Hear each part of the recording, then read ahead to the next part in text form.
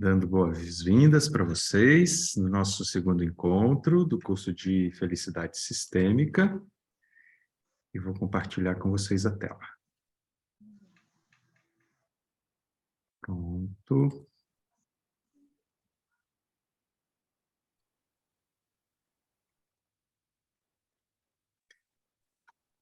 Nós estamos trabalhando do nosso último encontro para cá, como que nós podemos ampliar o nosso potencial de felicidade. No último encontro eu falei para vocês sobre a nossa relação 50-50, 50% daquilo que eu coloco como a minha escolha pessoal para ser feliz, e os outros 50% que eu estou comentando com vocês, que é essa busca pelos movimentos que são, na maior parte das vezes, inconscientes. Nós não conseguimos diretamente reconhecer do nosso processo sistêmico, ou seja, o que está ligado à nossa história. A gente vai falar bastante hoje de história e como isso nos afeta, e que muitas vezes pode fazer com que a gente não tenha um sentido de felicidade num potencial maior do que a gente encontra hoje. Nós comentamos também no último encontro, eu preciso recordar algumas coisas, que nós falamos sobre as leis sistêmicas que o Bert Hellinger desenvolveu, e a principal lei é a lei do pertencimento. Ela engloba todo o processo. E nós podemos dizer, o pertencimento é uma herança. E essa herança, ela pode vir abundante ou pode vir escassa. E a gente vai entender que quando uma das leis é alterada, vai acontecer um distúrbio no nosso sistema, né? O conjunto de situações, de pessoas que estão envolvidas dentro de uma relação que afeta a nossa vida. Então, a gente pode dizer, a repetição do destino é uma situação que muitas vezes a gente vai perceber nas histórias familiares, em que se vê, às vezes, na mesma época, com o mesmo contexto, o mesmo tipo de situação, tendo um destino se repetindo, seja em questões de prosperidade, em questões de pessoas que partem, perdas, dificuldades, e tudo isso, então, vai trazendo para nós uma pista que não é por acaso que esse destino se repete. E eu vou aprofundar com vocês um pouco mais sobre essa questão dos emaranhados. O emaranhado ou emaranhamento é um termo da física quântica, mas que na psicologia a gente também pode usar percebendo quando uma determinada situação ela não está pura, ela está conectada com outros eventos, outras situações que, consequentemente, a afetam. E, por fim, a gente está construindo esse olhar e esse sentimento. O que afeta a felicidade? Nesse nível dos 50-50, esse 50% que eu passo a investigar relacionado ao meu sistema. E isso vai trazer para mim, portanto, a possibilidade de ter consciência, fazer uma mudança e me tornar mais feliz. Espero também que durante o processo que a gente aqui junto está levantando essa questão da felicidade, vocês também percebam o que é felicidade para mim. Eu me sinto feliz, eu me sinto merecedor da felicidade. A gente começou na aula passada falando sobre isso. E quanto mais eu me conecto com esse significado, não que eu precisa buscar isso no sentido mental, mas eu vou percebendo para mim, nas minhas escolhas, nas minhas possibilidades e também nas minhas impossibilidades, o que mexe com o tema da felicidade na minha vida. Aqui eu trouxe algumas situações da felicidade que nós herdamos, né? Vou trazer para cá para ficar visível. Isso significa que eu tenho a minha história. Essa história reflete no presente, nós vamos compreender cada vez mais e muitas vezes indo contra um lugar de não admitir a influência do passado. Mas conforme nós entendemos o passado, nós entendemos essa história, a gente pode perceber como que isso ainda perpetua um campo de vibração no presente. Se a gente tem a história, nós vamos ter as personagens que foram aqueles que criaram essa história, né, que se transformou na história que nós sabemos, que nós contamos e que nós vivenciamos, que são os nossos ancestrais. Então, os ancestrais vão trazer para nós um lugar muito importante. E nós podemos ver nas culturas antigas e ainda nas culturas mais primitivas, nas culturas orientais, esse lugar de honra à ancestralidade. E como essa honra afeta um jeito de atuar culturalmente, socialmente. Existe o ritual aos antepassados dos povos orientais, muitos povos indígenas dão um lugar de deidade para aqueles que já foram e que afetam a vida das pessoas. E é tão interessante que essa sabedoria dessa conexão muito mais energética do que propriamente do que a gente pode perceber num tema que acaba sendo mal da cultura ocidental, que é algo no lugar racional. Mas que os ancestrais, quando são vistos, eles podem ser uma referência da nossa energia criativa. E que de uma maneira tão triste, digamos assim, a gente na modernidade tem achado que eles não possuem um lugar. Isso é um mal muito grande. A gente pode observar isso na nossa cultura, isso existe, e vejam vocês como vocês trabalham nesse sentido. 2 de novembro é o dia dos finados. Como que você olha para esse dia? Você reverencia de alguma maneira? Você tem algum ritual? As pessoas vão no cemitério visitar os lugares que os seus antepassados foram enterrados. Só que essa cultura tem se perdido. Muitas pessoas não fazem mais isso. E aí, claro, a gente vai ter o nível da escolha pessoal, mas você trazer algum tipo de ritual em que ocorre essa reverência aos nossos ancestrais é criar esse canal de conexão que mantém essa história e a gente tem uma capacidade de sentir melhor como essa história nos afeta. Então, a gente trabalhar como que nós acessamos o poder dos nossos ancestrais, como a gente se vincula a eles e de que maneira que a gente pode passar a senti-los na nossa vida no presente.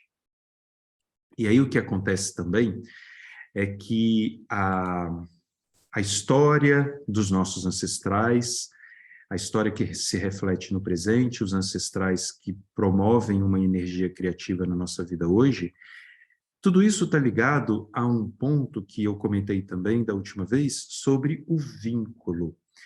O vínculo, ele é algo primordial para a vida. Vida é vínculo, vida é troca. Esse vínculo, então, é essa permissão de troca. E quando nós perdemos o vínculo, nós perdemos uma conexão ali. E ao perder essa conexão, ocorre um distúrbio no sistema. Eu gosto muito de pensar como se fosse uma matéria da biologia comportamental, em que a gente percebe que tudo que está no processo de um sistema vai ter uma cadeia de eventos e de posicionamentos que permite um equilíbrio. E o vínculo é uma dessas propostas, o vincular-se, né? É o verbo que vai permitir que exista uma manutenção desse sistema. Quando algo é desvinculado, a gente passa a perceber que, consequentemente, cria-se um distúrbio. Mas, biologicamente falando, eu comentei também da última vez, mas eu quero relembrar, que o vínculo tem a ver com a manutenção e a perpetuação da vida. Então, a gente está falando aqui também de uma força que eu classificaria aqui como uma força ancestral muito mais forte e muito mais presente de uma forma atemporal, eu vou dizer assim, né? Talvez desde o início do que a gente tem de manifestação de vida inteligente, como a gente conhece. A gente precisa do vínculo. Só que esse vínculo, pessoal, ele pode estar presente de uma maneira consciente ou inconsciente. Quando eu falo do vínculo consciente, eu falo do meu amor às pessoas que fazem parte da minha vida e que eu trago uma manutenção, em que eu estou presente, que eu me faço presente, que eu cuido, me permito ser cuidado. O vínculo inconsciente, nesse nível da felicidade que nós herdamos, ele é uma característica que muitas vezes nós estamos, né, da nossa história, dos nossos ancestrais, carregando situações de vínculos que não são saudáveis. A gente precisa também perceber isso. O vínculo, ele pode ser um vínculo bom ou um vínculo negativo. Quando eu me vinculo à distorção, à dor, às situações emocionais que não me fazem crescer, tudo isso é um vínculo negativo.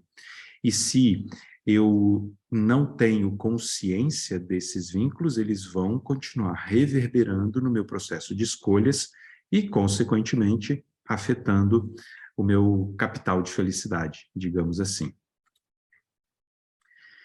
Então, eu posso dizer que, como eu disse, que a gente ia falar sobre história, né? A história está ligada ao destino. E muitas vezes, quando a gente pensa, isso é o meu destino, isso faz parte do meu destino, é interessante olhar como que a história promove algo que cria o destino hoje. Vamos pensar, estou falando de história, mas também quero dizer no contexto histórico.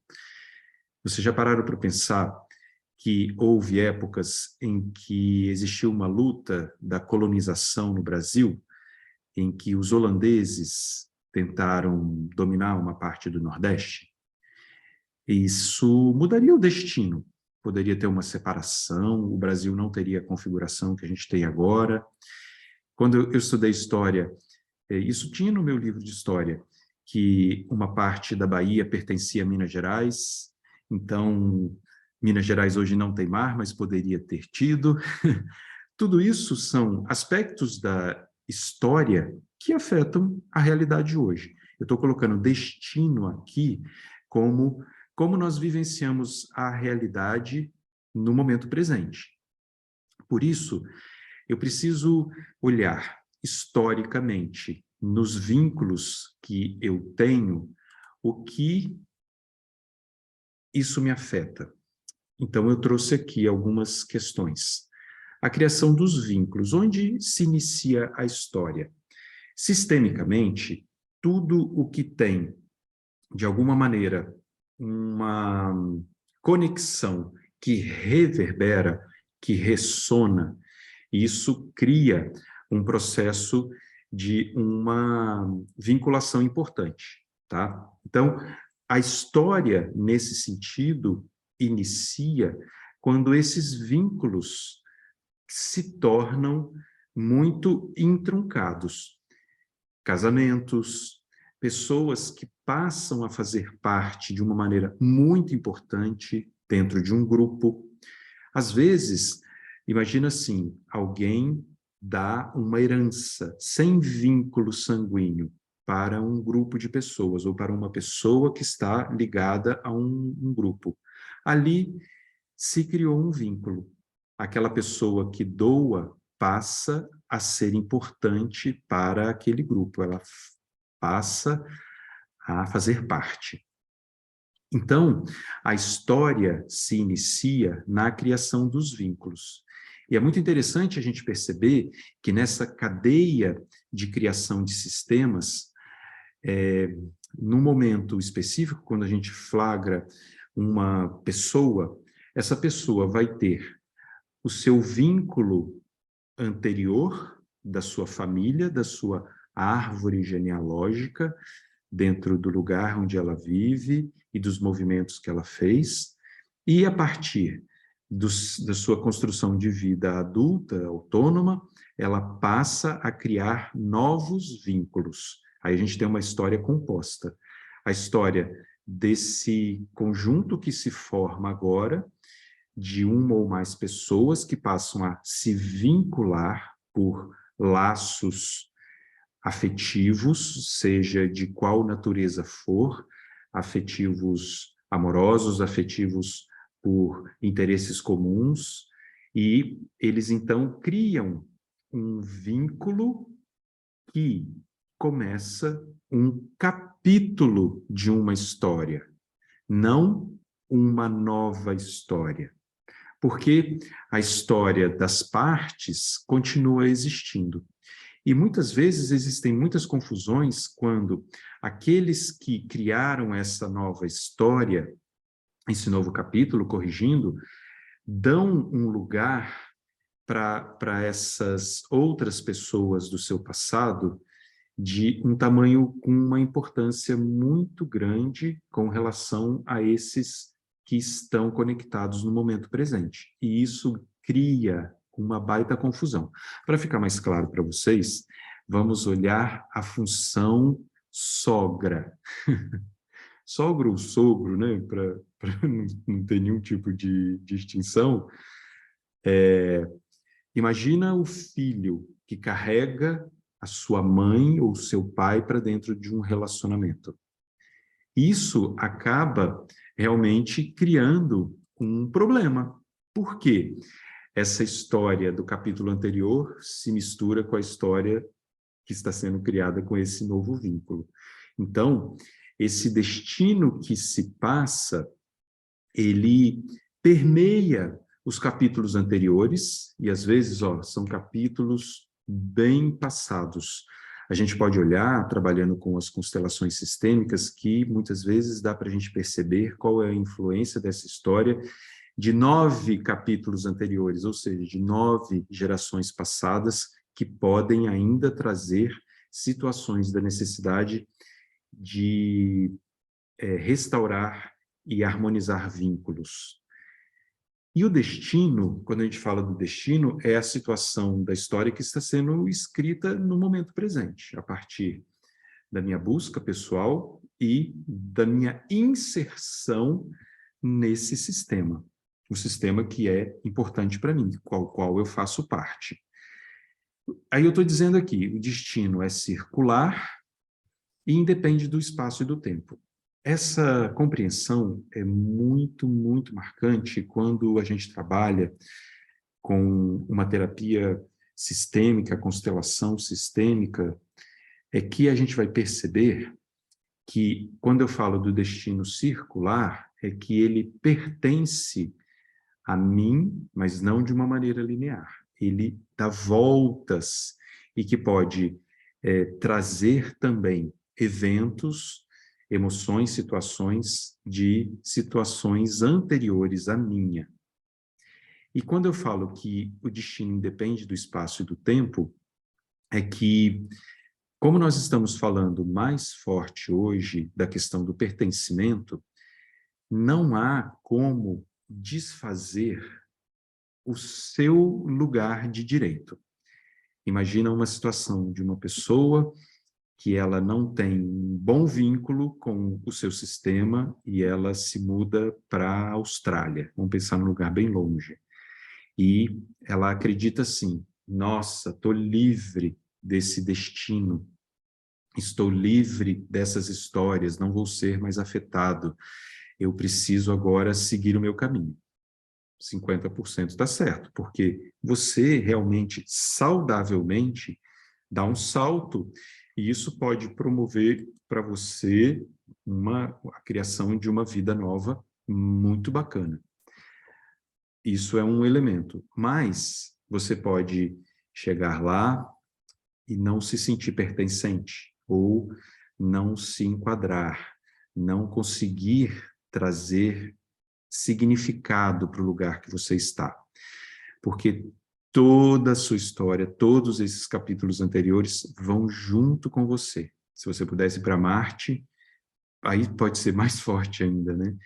Você vai carregar isso. Isso independe do espaço e do tempo. Do espaço, desse lugar geográfico, eu posso ter nuances, eu posso ter algumas diferenças, é claro. Porém, a questão de conexão independe do espaço. E a gente vai entendendo também que, como a gente está falando de história, a história passada, que muitas vezes, e de uma maneira errônea, é considerada encerrada, na verdade, ela não foi encerrada. O tempo, eu vou dizer assim, o destino ou a expressão do sistema para que o destino seja visto e resolvido é atemporal. Essas circunstâncias não cessam quando aquelas personagens daqueles eventos anteriores deixam de estar vivos. Eles continuam vivos na vibração do sistema. Eu gosto muito quando o Bert Hellinger fala isso. Não importa, não tem diferença daqui ou lá. Todos fazem parte. E isso traz para nós aquilo que eu comentei anteriormente, a gente honrar os antepassados, a gente ter algum tipo de ritual de reverência à ancestralidade. E aí a gente vai ter, consequentemente, que a história afeta o destino e o destino afeta a história. É claro que eu vou entender, quando a história afeta o destino, lembra que eu comentei com vocês que a nossa vinculação, ela pode acontecer de uma maneira inconsciente. E quando nós investigamos, eu não vou dizer que seja sempre, mas na maior parte das vezes, quais são os distúrbios que eu estou considerando sistêmicos e que afetam na minha felicidade, eu vou encontrar situações inconscientes. Quando a gente trabalha em uma constelação sistêmica, familiar ou organizacional, existe um ponto dentro da mecânica que se passa ali em que se chega a uma expressão de energia nova. Muitas vezes, quando conduzo constelações, eu percebo uma atitude espontânea de um representante dizendo assim, isso é novo para mim. Esse novo significa que ou ele não percebia o que estava acontecendo anteriormente, ou ele passa a ter um novo sentimento, um novo olhar para aquela história ou para aquela confecção do destino que estava acontecendo ali. Então, a gente vai olhar essa movimentação, né, essa dinâmica, que a história afeta o destino. A gente, hoje, muitas vezes, tem questões que começaram antes da gente. A gente tem o nosso capítulo, digamos assim, mas esse capítulo está entroncado com várias outras situações de outros capítulos. E acaba que o destino vai afetar a história. Existe um livro que é bem interessante, que se chama O Bom Ancestral. E quando nós amplificamos essa onda da consciência sistêmica, a gente passa e a gente chega a um resultado bem interessante, que é assim, a partir do momento que eu passo a limpar, liberar, honrar a história, a minha história sistêmica, eu passo a liberar o caminho de quem está chegando. E isso é muito bacana, né? Então, eu também, na criação do meu destino, quando eu escolho ter um olhar sistêmico desses 50% que afeta a minha felicidade, eu estou trabalhando para a construção de uma outra história. Porque quando a gente fala de repetição, né, que muitas vezes, como eu falei lá no início, situações familiares que se repetem, escolhas que não dão certo, isso tudo vai promovendo para a gente um padrão, né? E hoje a gente tem essa capacidade, quando a gente passa a olhar para isso, a mudar isso. É como se a gente estivesse fazendo uma bela faxina. E eu ousadamente me arriscaria a dizer que a gente está reescrevendo essa história. E isso pode liberar o caminho para as novas gerações. E eles não precisariam carregar toda essa repetição, porque nós hoje estamos fazendo isso. E por isso é muito interessante a gente constelar, porque a gente está limpando esse campo de informações. Eu não poderia precisar qual é a quantidade de constelação que ainda precisa ser feita para liberar as histórias futuras, mas a gente está tentando, a gente está fazendo isso, tanto que hoje em dia a busca, né, das pessoas pela constelação tem aumentado muito para a resolução das suas próprias questões, tomar essa consciência que a gente está falando, de coisas que ela não sabe, mas que, como, digamos, um efeito colateral, seria essa possibilidade de expressar um caminho, uma pavimentação aí menos esburacada para os que estão chegando. Aí a gente olha a questão do vínculo e do emaranhamento. O que a gente vai perceber aí? O tema do emaranhamento, ele vai ser crucial para a gente trabalhar a felicidade sistêmica, porque eu vou precisar compreender, a gente já disse aqui sobre o vínculo, né? Eu me vinculo por uma necessidade vital e por amor ao sistema.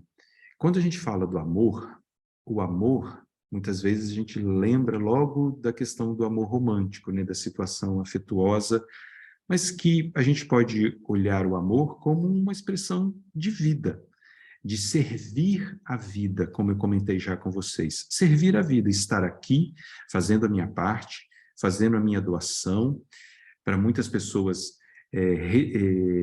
produzindo outras vidas, né, para as pessoas que têm seus filhos, mas todas as obras são expressões de servir a vida. Então, a gente está sempre sendo convidado a ter esse amor. E o vínculo é o amor ao nosso sistema.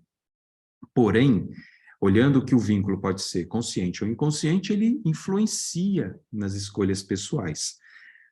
Principalmente a questão dos vínculos inconscientes que eu expliquei para vocês. E um tipo de vínculo ligado ao amor é o que a gente chama de amor cego. É quando, por vários fatores, eu sinto que eu devo ser leal, eu devo vestir uma camisa de algo que eu não entendo muito bem e tomo parte. A questão, por exemplo, da justiça, né? Pronto, Romeu e Julieta faz bem jus a essa explicação de quando dois sistemas entram em conflito e que geram, né, um tipo de lealdade aos seus sobrenomes e que provocam uma tragédia que é famosa até hoje, né? O Shakespeare já tinha uma visão sistêmica, digamos assim. E outra coisa que está ligado ao que a gente vai conectar como amor cego é uma tentativa de salvar a história. Eu coloquei aqui a história dos antepassados, mas a história não necessariamente dos antepassados, mas da história das pessoas que a gente tem um vínculo. Então, eu posso tentar salvar minha mãe, eu posso tentar salvar o meu pai nessa relação de amor cego. E o que que significa o amor cego? Esse termo mostra que o amor cego é um amor infantil, é um amor que tenta uma força que não possui. E por isso é uma estratégia, eu vou colocar esse termo porque foi o Bert Hellinger que falou, tá? Uma estratégia burra, é uma tentativa de vínculo, mas que, na verdade, não resolve a questão. E, ao contrário, só mantém o processo distorcido. E, sobretudo, porque o amor cego desrespeita as leis sistêmicas. E a gente vai ver mais à frente, mas eu vou dar só uma pincelada, que existe uma forma da gente perceber as nossas atitudes através da ajuda. E é uma ajuda indevida, ou seja, não é para eu ajudar dessa forma. E quando eu tento ajudar dessa forma, na verdade, eu não estou ajudando, eu estou atrapalhando. E, por fim, o emaranhamento é quando nós assumimos um papel que não é exclusivo da nossa escolha consciente. Ele é uma repetição de um processo, é uma reverberação do amor cego e uma manutenção de um vínculo inconsciente. E a gente pode dizer assim, o emaranhamento é quando eu tento ocupar dois espaços ao mesmo tempo. Vocês vão lembrar lá, quando você estudou física e química, que havia uma lei, né? Um corpo não ocupa dois espaços ao mesmo tempo. Mas no emaranhamento é uma tentativa de se fazer isso. Eu ocupo a construção do meu destino e o destino daqueles que vieram antes de mim. E isso também tem a ver com esse amor ao sistema e que trazem as expressões. Eu sigo com você. Você sentiu uma dor, eu também vou sentir essa dor. Você não pôde, eu também não vou poder. Eu vou ter o mesmo destino que você. E aí a história se repete. Num patamar da questão da inteligência sistêmica, o emaranhamento existe para que, em algum momento, o sistema entre em equilíbrio, para que as leis sistêmicas sejam validadas. E quando a gente tem a lei, a gente vai falar daqui a pouco, isso vai trazer uma ordem. Porém, quando eu faço isso de uma maneira inconsciente, eu repito a história, mas muito possivelmente eu vou repetir a dor, o fracasso, a situação que não deu certo, que não ficou bom para mim. E ao invés de eu pegar e resolver, eu só vou repetir. E aí não adianta nada. Aí fica para outra geração para resolver e assim por diante. Portanto, quando nós compreendemos o emaranhamento, e eu fazendo, né, uma pesquisa sistêmica, eu entendo assim, com essa pergunta, eu estou ocupando o meu lugar? Eu estou dando o lugar de amor cego para alguma história e repetindo alguma situação? Você pode ter essa resposta. Pense em alguma situação da sua vida em que você sente que não flui, que não dá certo, mesmo que todas as circunstâncias sejam favoráveis. Eu digo isso porque, talvez na nossa ambição, a gente quer tudo, né? Mas a gente não precisa querer tudo, porque tem situações que não é para mim mesmo, né? Eu preciso também ver as minhas capacidades individuais, os meus talentos individuais. A outra coisa que eu posso ver se eu estou emaranhado é o conhecimento da história. E isso pode ser flagrante ou pode ser muito sutil. Quando eu conheço na história, meus pais não foram felizes no relacionamento. Hoje, eu também não sou feliz no relacionamento. meus antepassados tiveram uma condição financeira e depois perderam tudo.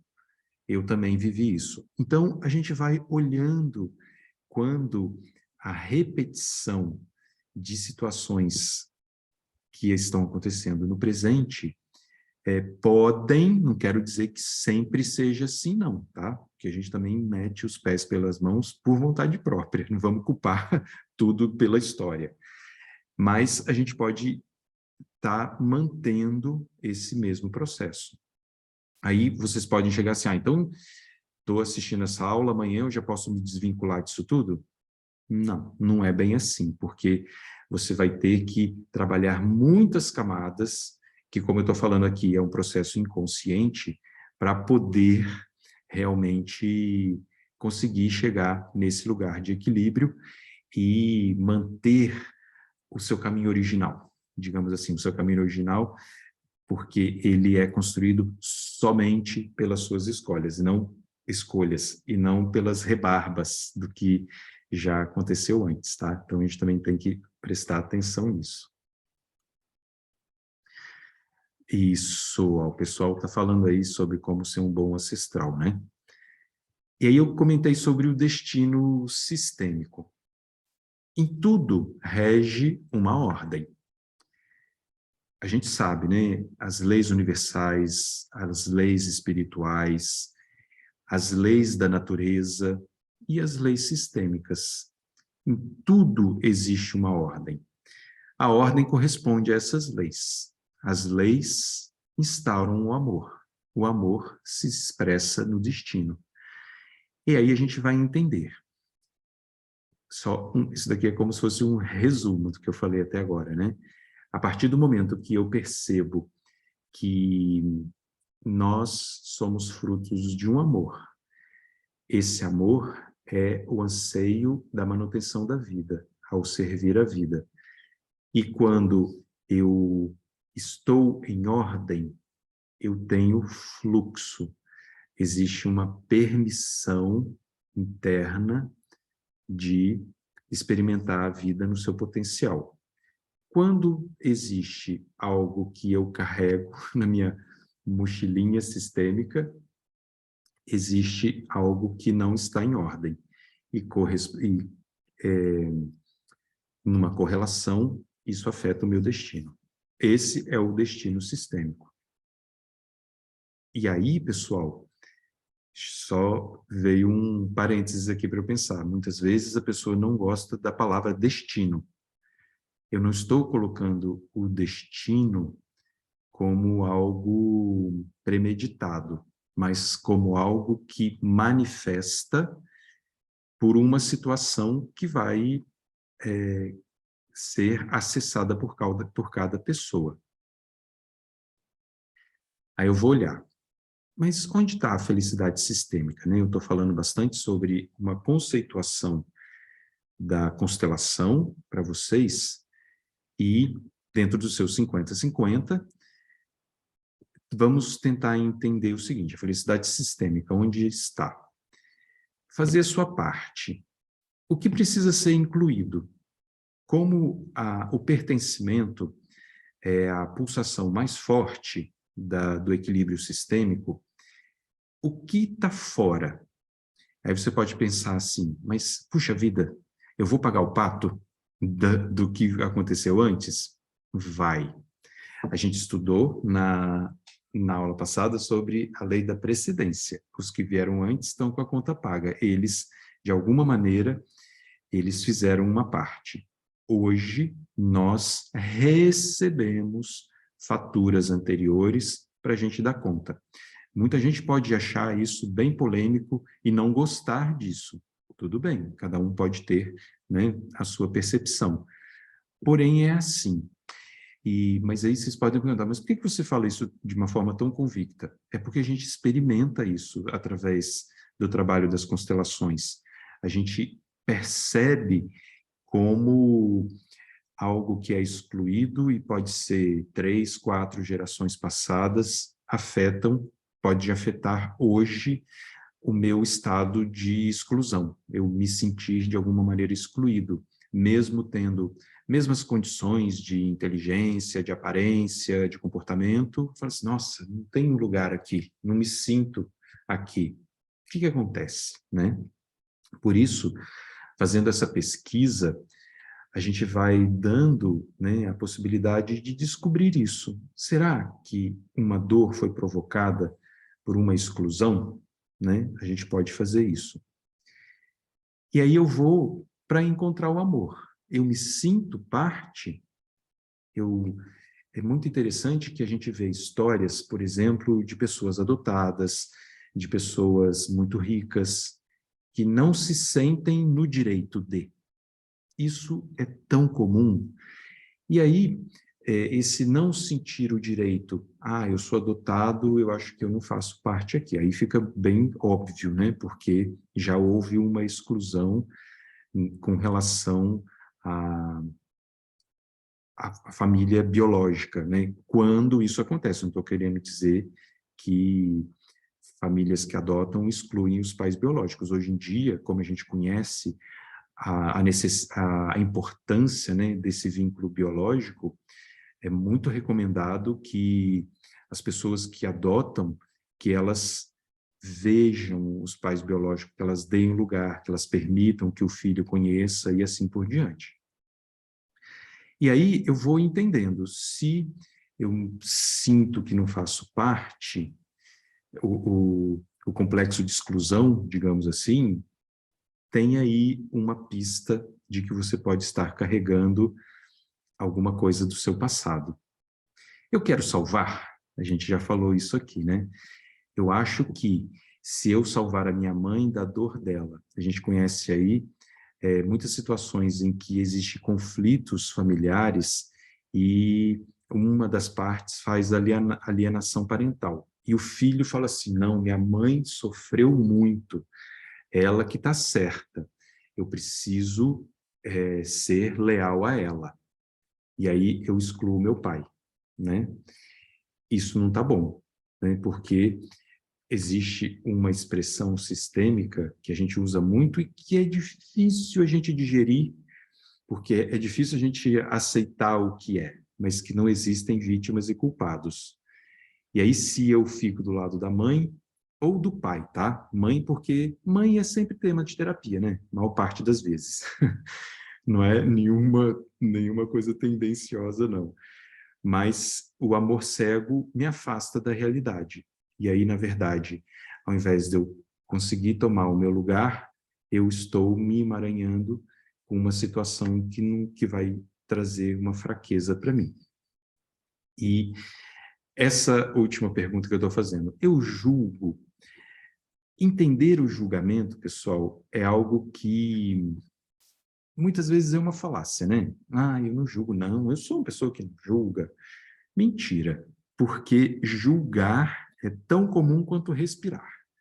Só que, quando a gente passa a fazer o trabalho sistêmico e a gente coloca uma lupa, a gente amplifica, sabe quando você expande a imagem e você passa a compreender tantos meandros, tantos detalhes, e você fala assim, meu Deus, eu não tinha ideia disso.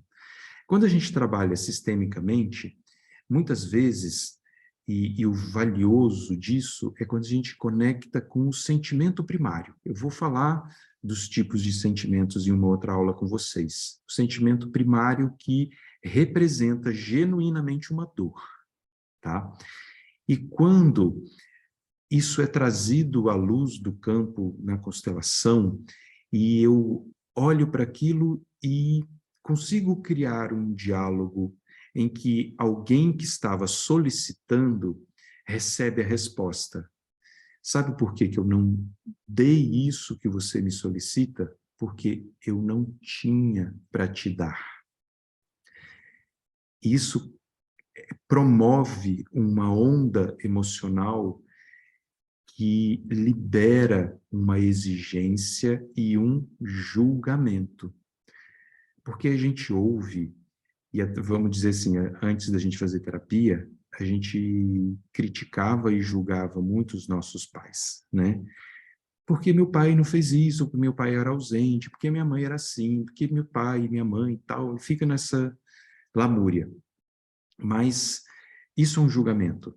Mas é um julgamento sem conhecer as possibilidades, sem entender o que realmente havia disponível ali. E, nesse sentido, quando eu passo a ter o conhecimento da história, e quando eu digo aqui, o conhecimento da história é uma experiência emocional, tá? Não é porque, eu fiquei sabendo, e acontece muito com famílias tradicionais, famílias importantes, os reis, né, e tal, que tem tudo descrito, né, nas biografias, mas, digamos aqui, a gente, cidadão comum, a gente talvez não tenha essa riqueza de detalhes da história genealógica, digamos assim. Mas não é essa história somente que eu estou dizendo. É aquela história das emoções. Que emoção estava ali? O que faltou? O que eu exigi? O que eu me ressenti? O que eu me retirei? O que eu estacionei? O que eu congelei? Isso é muito interessante a gente trabalhar. E a partir do momento que eu percebo essa gama de exigências, eu posso diminuir o meu julgamento. Não julgar é uma grande liberação. Um nível mais distante, assim, é quando a gente vê aquelas histórias zen budistas, que o mestre passa pelas mais diversas coisas e ele está sempre lá, íntegro, né? E aí vem o discípulo e fala assim, puxa, mestre, mas você vai deixar que isso aconteça? Essa pessoa está fazendo tantas coisas para você. E aí ele fala assim, você conhece a história dele? Você sabe o que ele passou também? Aí, isso é a liberação para aquele que não julga, né? Não a libertação daquele que está provocando alguma coisa. Isso é a parte dele. Tá aí outra expressão sistêmica que a gente usa, essa vocês podem colar na porta da geladeira. Eu fico com o que é meu e você fica com o que é seu. Quando a gente trabalha nessa investigação sistêmica e isso traz a consciência, eu poder ficar somente com o que é meu é eu me desemaranhar, é eu não carregar o que é meu, eu permitir a compreensão do meu amor cego, eu perceber que eu não vou conseguir salvar ninguém, male male eu consegui me salvar, digamos assim, e tudo isso vai permitindo o não julgamento. Eu poderia dizer, assim, nos meus reles conhecimentos filosóficos, eu acho que esse conhecimento sistêmico é a forma mais efetiva para a gente aprender a não julgar. E não julgar é uma grande liberação. Porque quando eu julgo, eu tomo uma decisão. E será que a partir desse meu julgamento, que não é muito realista, essa decisão vai ser a melhor para mim?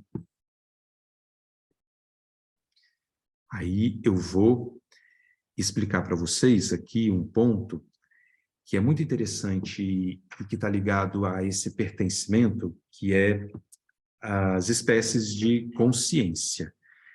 A gente vai entendendo as questões da consciência assim. Quando nós entendemos de uma maneira bem instintiva sobre a necessidade de vínculo, a gente vai fazer tudo para ter este vínculo. O filho pequeno que passa a mudar seu comportamento quando ele se sente ameaçado, as pessoas na vida em geral, quando elas tomam algumas atitudes para continuar pertencendo, isso faz parte. Vamos pensar numa coisa bem boba. Você agradar o chefe, que você sabe que o chefe tem o potencial de te mandar embora? Não acontece isso? Você tem coragem de falar umas verdades para o seu chefe? Isso é uma questão de manutenção de vínculo, porque nesse caso esse pertencimento tem até a ver com a sua questão financeira, né? Então, todos nós, o tempo todo, estamos pulsando no pertencimento, e não pertencer é uma grande dor. Por isso, isso é basal, vamos dizer assim. E aí a gente tem essas escalas de consciência, que a primeira, o Bert Hellinger traz essas expressões, que é a chamada boa consciência. A boa consciência é repetir os padrões familiares para garantir seu lugar. Ou seja, quando eu faço de acordo com a cartilha que está ali. E a gente pode até colocar um exemplo extremo, eu sempre falo isso nas aulas. Imagina uma família de ladrões, o filho ser honesto. Ele não vai estar vinculado. E aí ele passa a também ter o mesmo tipo de desonestidade daquele ambiente que ele está. Por boa consciência, vocês acreditam? Muitas vezes você também tem uma religião porque você está vinculado pela boa consciência, ou seja, é necessário agradar para eu poder ter o meu lugar. Assim a gente chama de boa consciência. Ela digamos, legal ou não, depende. Agora, olha esse outro termo, a má consciência. Arriscar romper os vínculos pelo ideal pessoal. A má consciência é um fator de crescimento sistêmico. Existem, muitas vezes, situações de repetições de padrões familiares, digamos assim. Meio clichê, mas dá para a gente perceber. Uma família de posses que só permite que os seus filhos também se relacionem com pessoas de outras famílias tradicionais de posse. Aí vem uma das pessoas e se interessa por eu ia falar pobre coitado, mas é muito ruim esse termo, né? Uma pessoa que não tem a mesma condição social que ela. E ela fala, eu vou fazer o que o meu coração está mandando, ou o que o meu sentimento pede. E ela rompe com essa tradição familiar. A má consciência pode ser vista como romper uma tradição. E aí, você vai entender, então eu estou criando um desequilíbrio? Nem sempre. Porque quando eu rompo uma perpetuação de algo que, por exemplo, nesse caso, era um preconceito. Só existem pessoas boas para os seus filhos se eles tiverem uma condição social adequada? Tem pessoas boas e más em todos os níveis, né? Em todos os padrões sociais. Aí, eu vou olhar que a má consciência é um ato de coragem, de libertação e, muitas vezes, de reconexão de sonhos dos nossos antepassados. Às vezes, uma pessoa, ela toma uma atitude que vai contra o seu sistema, mas não porque ela queira se excluir, porque ela queira se vingar e ela passa a não fazer mais parte, mas muito pelo contrário, ela paga um preço, mas ela pode fazer isso porque ela pode carregar o anseio de muitas outras pessoas do seu sistema que quiseram fazer isso e ficaram na boa consciência, e não fizeram o que a vontade delas gostaria, que pode ser por uma questão social, cultural, do tempo vivido, que realmente podia até ter uma ameaça da própria vida. Antigamente se falava, eram os termos, né? Se a minha filha perder a honra, eu mato. Olha isso. Aí, pela boa consciência, a filha não vai perder a honra, mas ela gostaria, entendeu? Então, a má consciência pode ser vista como uma liberação do campo, como algo que você, digamos, se rebela contra um status quo, mas que você está trazendo um respiro, né? Você está arejando o processo. E junto com isso, quando a gente se relaciona com a boa e a má consciência, a gente vai sentir inocência ou culpa. A inocência é quando você faz o que você precisa ser feito e você se sente assim, já que é para eu ter esse padrão de comportamento, ok, eu vou fazer desse jeito. E vou ficar ali, porque eu vou continuar tendo meu vínculo, eu vou ter meu cargo, vou ter minha herança, vou ter meu lugar à mesa, do lado do meu pai, e assim por diante. A pessoa, ela fica mais legalista, ela se sente bem assim. Não tem certo ou errado, só é a escolha dela. Ela traz o lugar de inocência. Inocência é quando você não está indo contra a consciência que aquele sistema tem. E a culpa é quando você atua de uma maneira diferente. Então, imagina a filha que aparece grávida numa família tradicional e não quer se casar. E os pais ficam morrendo de raiva e se sentem desrespeitados, né, e etc. Em algum lugar, se essa filha não trabalhar muito bem isso, mesmo ela tendo má consciência, ela pode se sentir culpada.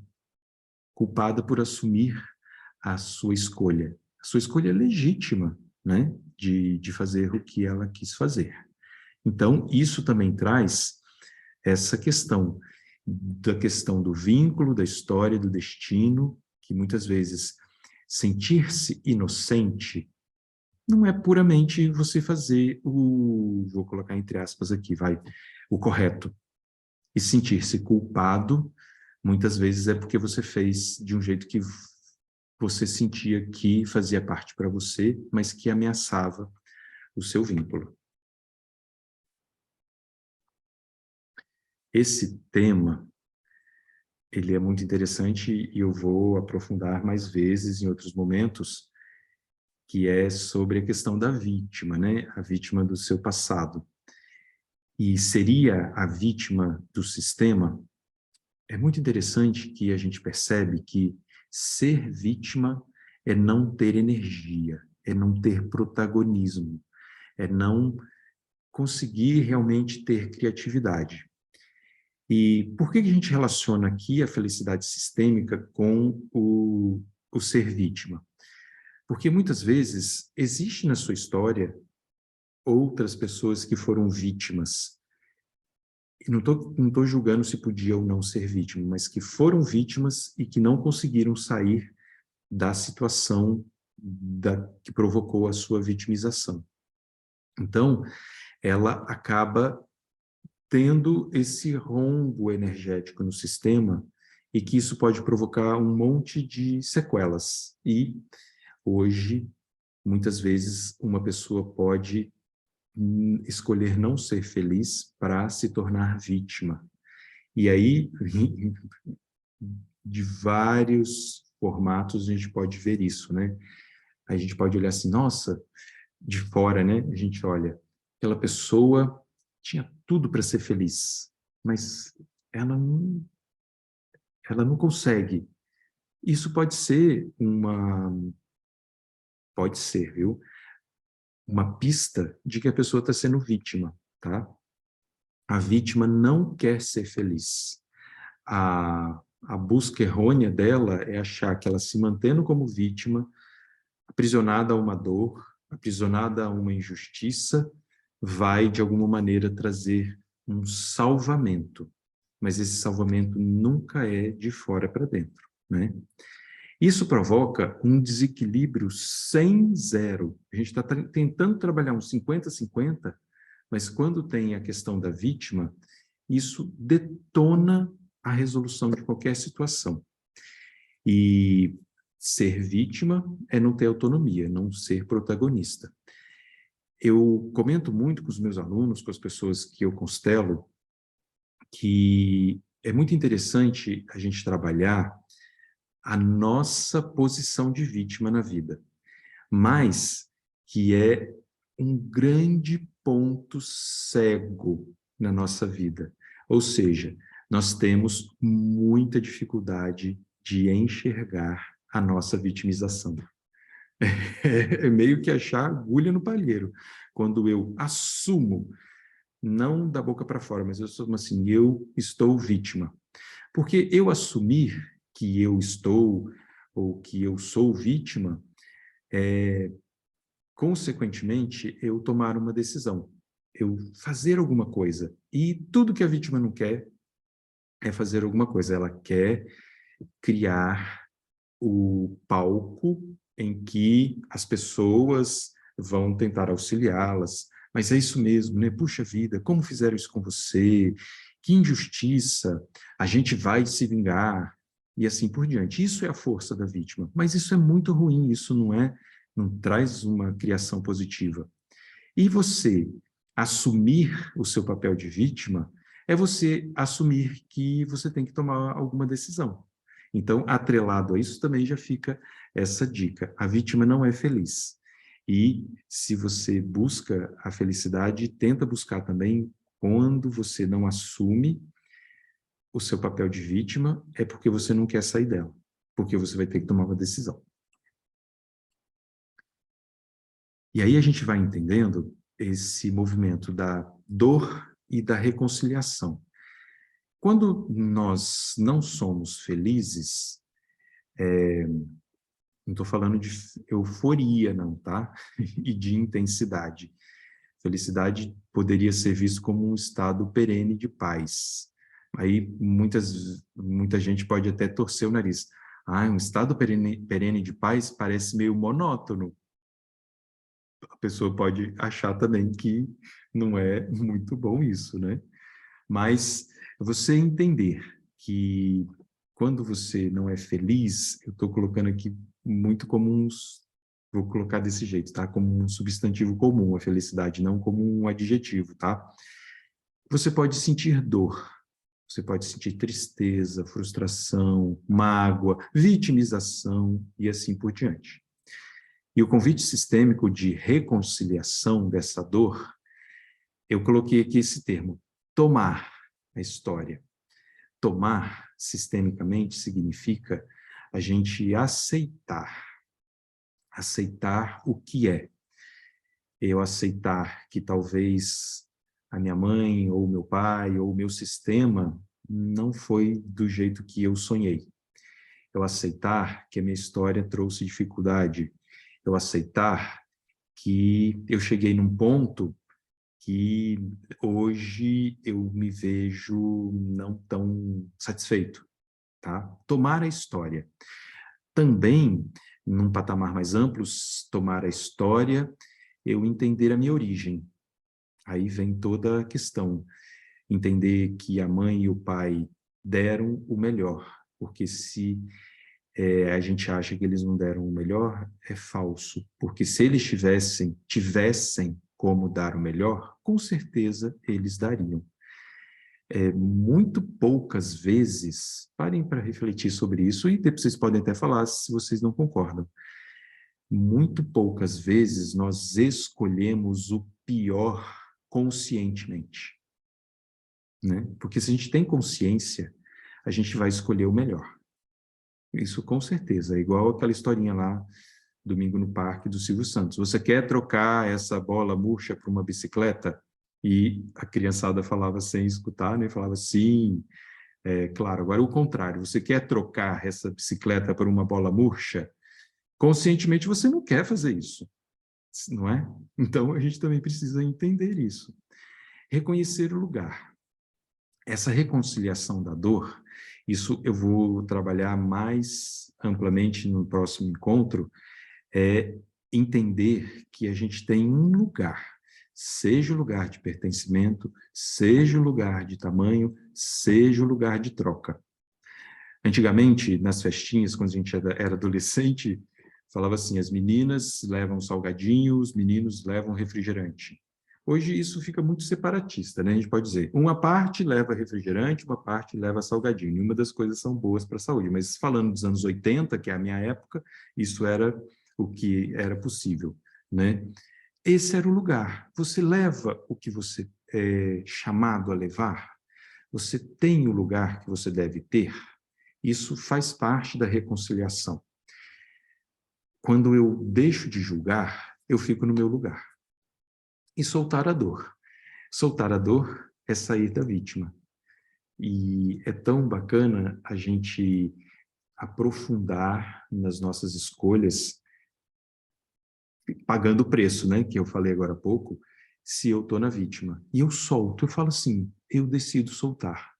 Mas esse soltar é com toda essa consciência que eu tenho, esse novo que eu chego, esse reconhecimento de que não tinha e que, na verdade, o não ter não era para o meu mal, era que era possível e eu posso fazer melhor com isso, eu solto. Soltar é muito bom. E eu convido vocês a rapidamente fechar os olhos e, acessando esse campo de consciência sistêmica, em que nós estamos trabalhando a inclusão, a exclusão, o lugar de direito, o lugar de pertencimento, que mesmo que a gente não conheça totalmente a história da nossa ancestralidade, dos nossos antepassados, que eu possa sentir na minha vida se existe exclusão. E que eu possa também permitir que uma resposta chegue para mim. Se essa exclusão que eu vivo é uma representação, é um emaranhamento. Se você abre seu coração, se você desamarra sua defesa racional, você vai receber essa resposta. E o que você vai fazer com isso? Você vai lançar amor. Amor, primeiramente, a você por permitir que essa resposta chegue.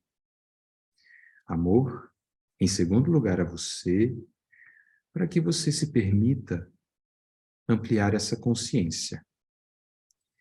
E no lugar mais amplo, você vai lançar amor a essa história. Se fez sentido, se você encontrou algo emocional que parece que você está conectada a um fio dessa história e desse destino, você honra e você conecta com a seguinte frase, sintonizando com os seus antepassados, dizendo assim: eu tenho um lugar e vocês também têm um lugar. Se não foi permitido para você ou para vocês pertencerem, eu agora trago luz e trago liberação, porque vocês fazem parte. E por vocês fazerem parte é que eu estou aqui, podendo exercer criativamente a minha vida. E quando eu dou o lugar para vocês, eu passo a escolher criar o melhor para a minha vida, me sentindo incluído, me sentindo pertencente e também podendo receber o amor que vem de vocês, meus ancestrais. Façam esse exercício e isso pode ajudar muito vocês se sentirem mais paz nos próximos dias. Depois eu vou colocar lá na abertura do grupo para quem quiser compartilhar se vocês perceberam alguma coisa. E a gente vai encerrar por aqui.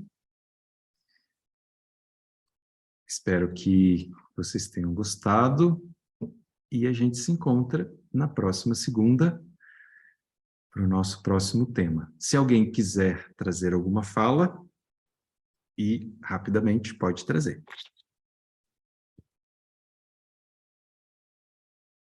Tá tudo certo?